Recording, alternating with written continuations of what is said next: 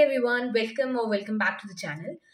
आज की वीडियो में हम डिस्कस करने वाले हैं 12th CBSE बोर्ड्स के बारे में, जो हमसे बस एक महीना दूर है। This video is gonna help you.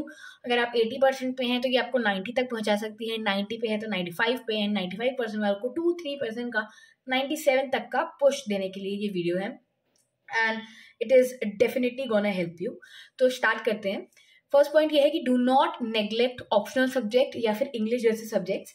हमें पता है कि परसेंटेज में अगर किसी सब्जेक्ट में हमारा परफेक्ट स्कोर हो, यानी कि सब्जेक्ट में हमारे 100 आ जाए, तो उस सब्जेक्ट की जो परसेंटेज है वो हमें पूरी मिल जाती है। तो ऐसे English, optional subjects, physical education हो गया, कंप्यूटर्स हो गया, किसी ने इकोनॉमिक्स ले रखा है, साइंस स्टूडेंट्स की बात कर रही हूँ मैं, तो उनके लिए इसमें 100 लाना बहुत इंपॉर्टेंट हो जाता है, बहुत परसेंटेज को बहुत ज़्यादा बूस्ट मिलता है। इंग्लिश कैसे पढ़नी है, उसमें आंसर्स आपको कैसे लिखने हैं, how you have to form your answers, how you have to write the crisp language, what about the grammar included, इस पर एक वीडियो मैं बना चुकी हूँ।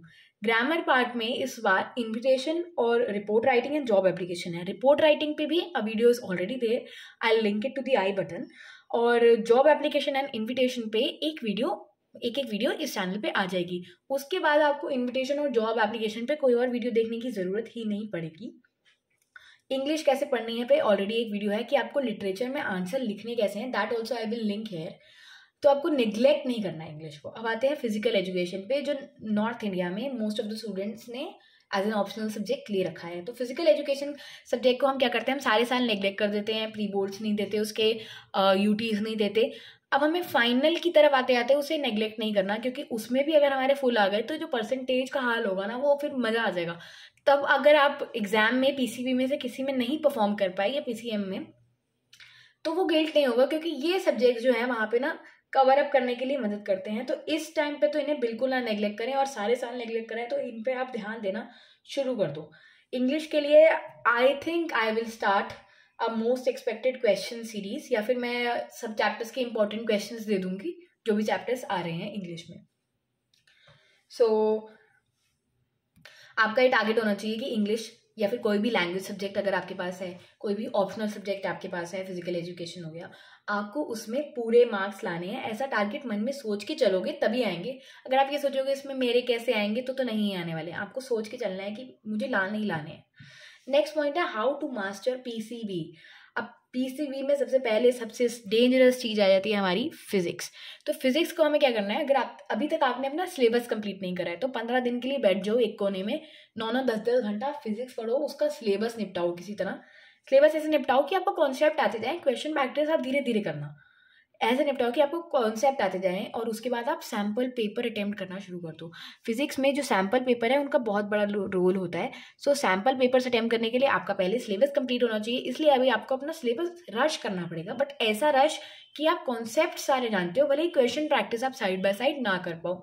तो फिजिक्स के लिए सैम्पल पेपर्स और डेरिवेशंस वगैरह आपको याद करके अच्छे से रखनी है, और दिन का मैक्सिमम टाइम आप फिजिक्स को दे दो अगर फिजिक्स आपकी कवर नहीं है। जो बच्चे इस टाइम पे फिजिक्स को टाइम दे देते हैं वो अल्टीमेटली, क्योंकि बोर्ड्स ही हैं, अच्छे मार्क्स ला पाते हैं फिजिक्स में। अभी आप जो सैम्पल पेपर सॉल्व करोगे और उसके बाद धीरे धीरे जब आपके बोर्ड्स बहुत ज़्यादा, जैसे अप्रैल में आप सैम्पल पेपर्स में जो स्कोर कर रहे होगे, नियर टू दैट आपका एक्चुअल स्कोर भी रहेगा। तो जितना आप सैम्पल पेपर्स में इम्प्रूव करते जाओगे, उतना आप अपने मेन एग्जाम के लिए भी इम्प्रूव कर रहे हो।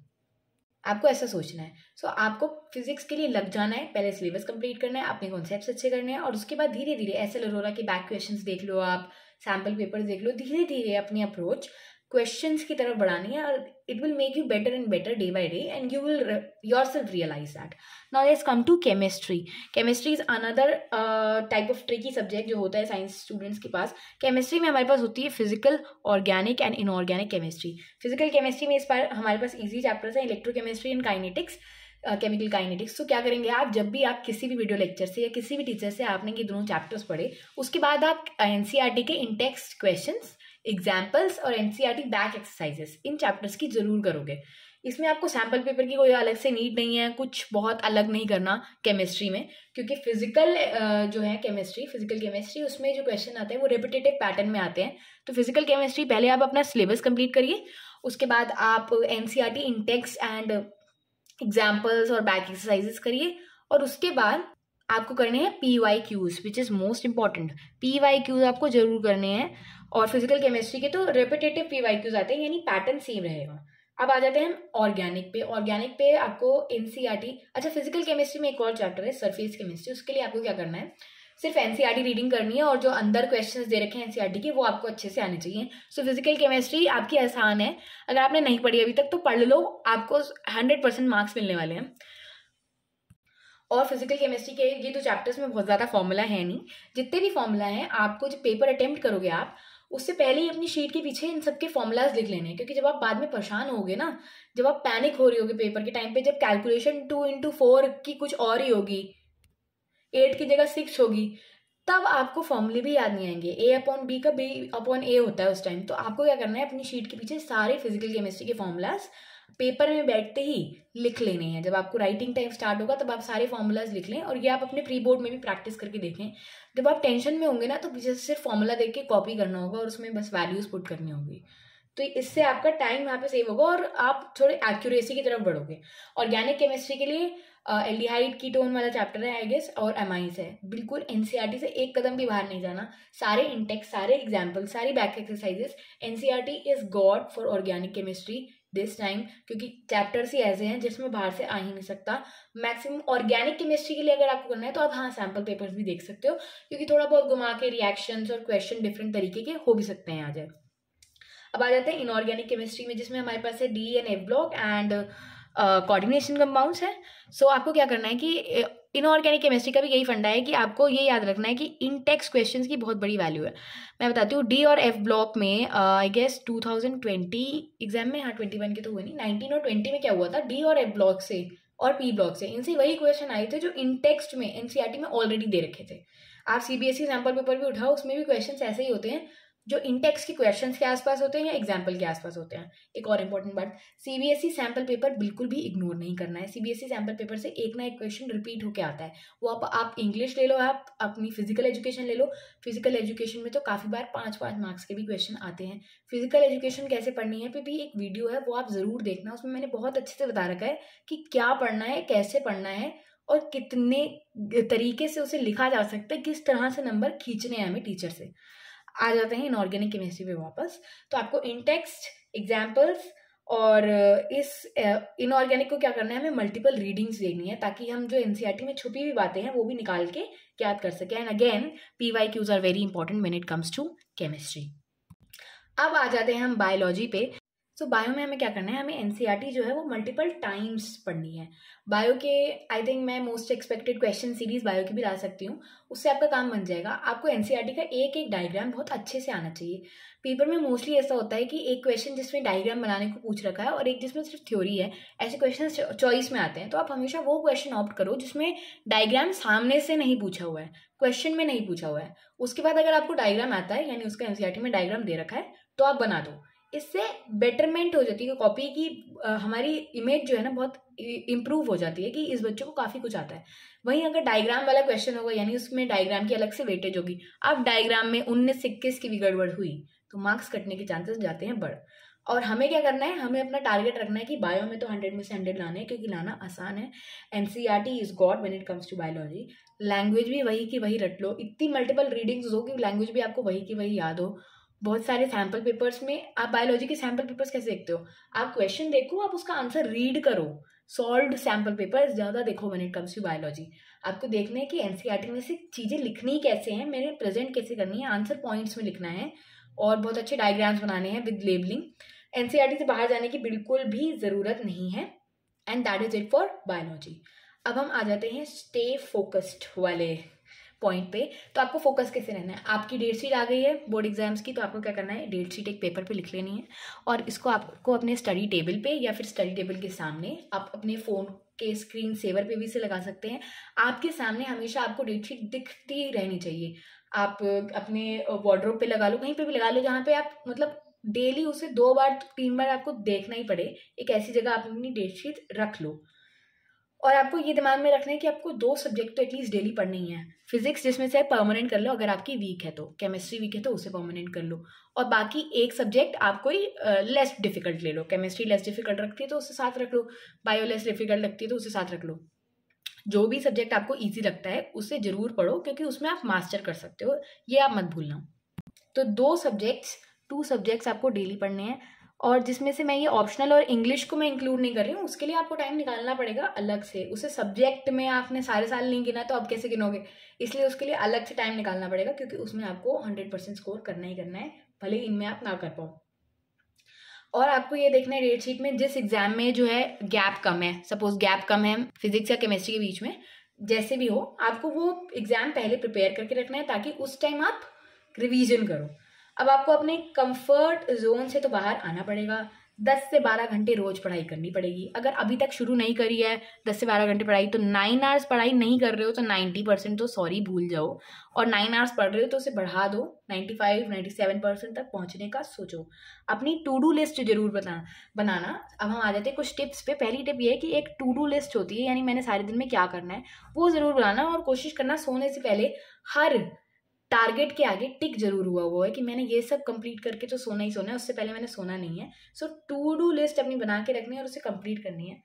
नेक्स्ट पॉइंट ये है कि 7 आवर्स की स्लीप जरूर लेनी है, 7 घंटे जरूर सोना है, वरना आपका जो है दिमाग वो अगले दिन चलने से रहा। तो आपको 7 आवर्स की स्लीप जरूर लेनी है।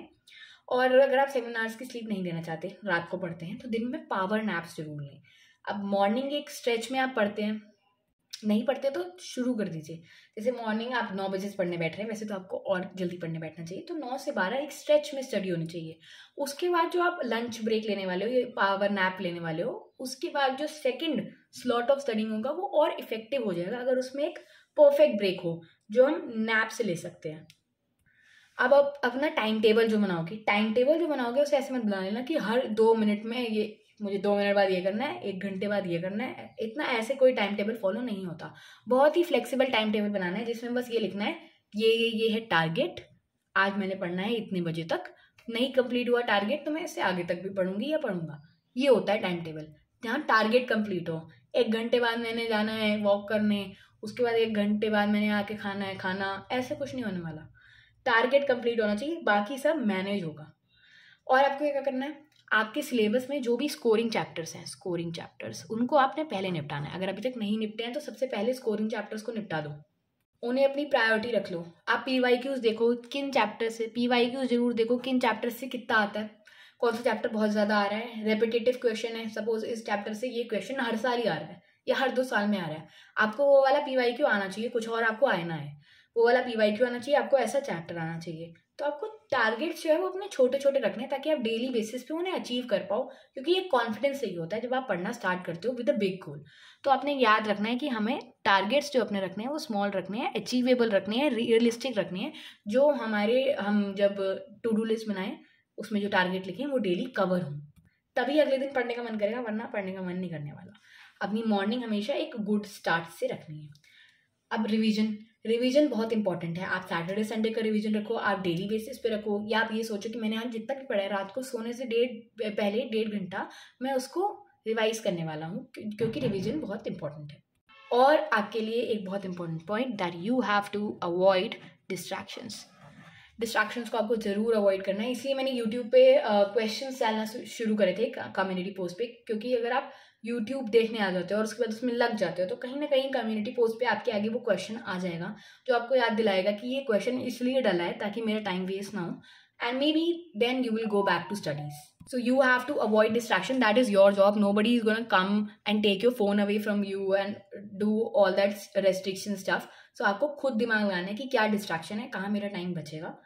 Next is that you have to think big. अगर आप अभी से पढ़ने बैठ रहे हो, अभी आप ये सोच रहे हो मैं 80% ले आऊँ, 90% ले आऊँ, नहीं ऐसा मत सोचो। आपको 97, 98, मेरे को तो एरिया टॉपर बनना है, मुझे तो स्कूल टॉपर बनना है, क्लास टॉपर मुझे ही होना चाहिए, ऐसे टारगेट रखो। सारे साल नहीं पढ़ा तो क्या हो गया, इस 1 महीने में यू कैन डू वंडर्स।